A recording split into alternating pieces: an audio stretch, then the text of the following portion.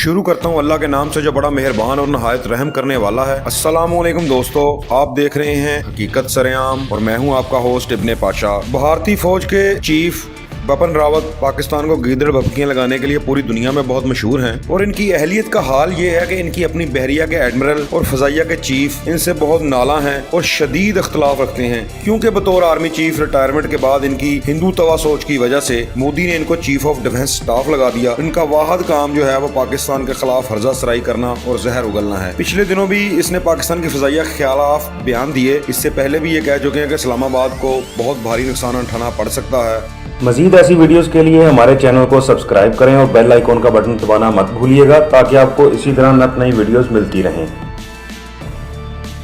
Indian army जो है वो बहुत कैपेबल है, बड़ी प्रोफेशनल है, मगर शायद वो 27 फरवरी भूल गए हैं। अब इनकी प्रोफेशनलिज्म का हाल भी मैं आपको सुनाता हूँ। आप जानते हैं कि लद्दाख पर चीन ने भारत की भरपूर फैंडी लगाई है और बकौल भारत अब भारत ने वहाँ पर भारी फौज जो है वो तैनात कर दी है। मगर ताज़ा तरीन जो सूरत हाल है इसके मुताबिक चीन के चंद फौजी बड़े आराम से लाइन ऑफ एक्चुअल कंट्रोल को क्रॉस करके भारतीय हदूद में 135 किलोमीटर अंदर न्यूमा नामी एक इलाका है, इसके गाँव चांग थांग में पहुंचे। ये फौजी सादा कपड़ों में मलबूस थे और ये गाड़ियों में सवार थे। ये नहीं कि पैदल खुफिया रास्तों से कोई छुप छुपा कर पहुंचे हो, नहीं, वो बड़े आराम से गाड़ियों में बैठकर यहाँ पहुंचे। ये दरअसल एक चरागाह का इलाका है और थोड़ी सी मकामी आबादी भी यहाँ पे है जो चरवाहों की है और ये यहाँ पे अपनी भेड़ बकरियां वगैरह चराते हैं। चीनी फौजियों ने इन चरवाहों से बाकायदा बातचीत की, वहाँ पर रेस्ट वगैरह किया, चाय शाय पी और फिर बड़े आराम से वापस चले गए। इनके जाने के बाद इन चरवाहों ने इस वाक़े की इतला सरहदी फौज को दी और फिर भारत को पता चला कि जनाब चाइनीज फौजी जो थे वो हमारे इलाके में पिकनिक मना कर गए हैं। और ये वो इलाका है मशरकी लद्दाख का जहाँ 8 माह पहले चाइना ने भारत को बड़ी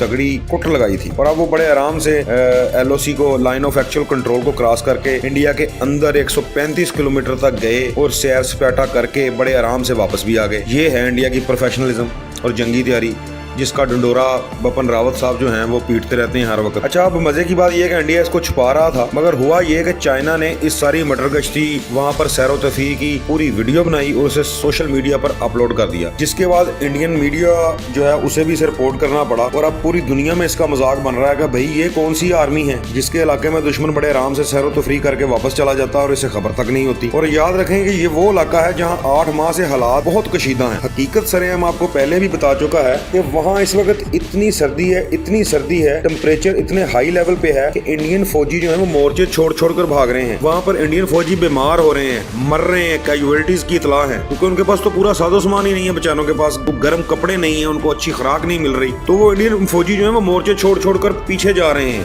अब आप अंदाजा करें कि -40 में बगैर किसी साजो सामान के फौजी बेचारे भी क्या करें। और चाइना है वो वहाँ पे बड़े अजीबोगरीब काम कर रहा है। वो बड़े बड़े स्पीकरों का रुख जो है वो इंडिया की तरफ कर इन पर पंजाबी गाने लगा देता है, इंडियन गाने लगा देता है और ये एक किस्म का नफसियाती हरबा है जो इंडियन फौजियों पर वो आजमाता है और ये बताता है कि देखें जनाब, हम तो बड़े आराम से हैं, इस शदीद सर्द मौसम में म्यूजिक एंजॉय कर रहे हैं। और दूसरी तरफ हाल ये है कि इंडियन फौजी बेचारे जो सर्दी से मर रहे होते हैं, आप इनकी जहनी कैफियत का अंदाजा लगाएं कि इस सूरत हाल में वो क्या सोचेंगे। अब इंडिया ने एक और नया इल्जाम पाकिस्तान पर लगा दिया कि पाकिस्तान से जनाब एक ड्रोन सरहद अबूर करके आया और भारतीय इलाके गुरदासपुर में एमुनेशन ड्रॉप करके गया है। यानी कि बकौल उनके पाकिस्तान इंडिया में मौजूद खालिस्तानी तहरीक को असला भिजवा रहा है। आप जानते हैं इस वक्त इंडिया में जो है वो सिखों की तहरीक बहुत अरूज पे है। इंडियन किसान जो हैं, पंजाब और लुधियाना के जो किसान हैं, उन्होंने सिंधु बॉर्डर पर घेराव किया हुआ है दिल्ली का और तकरीबन दिल्ली के सारे आने जाने वाले रास्तों पर वो बैठे हैं। पिछले दिनों उन्होंने एक टूल प्लाजा जो उस पर भी कब्जा कर लिया था